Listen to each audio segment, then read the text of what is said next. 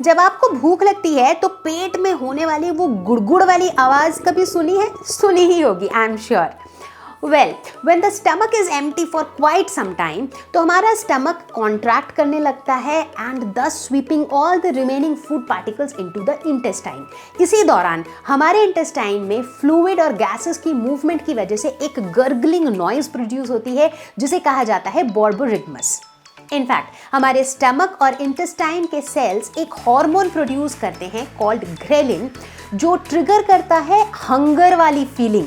तो यानी कि अगर किसी के बॉडी में ग्रेलिन के लेवल्स बहुत हाई हो, that could be associated with obesity, क्योंकि ग्रेलिन बहुत ज़्यादा होगा तो हमेशा भूख लगती रहेगी, भूख ज़्यादा लगेगी, we will end up eating a lot and that's how we can become obese.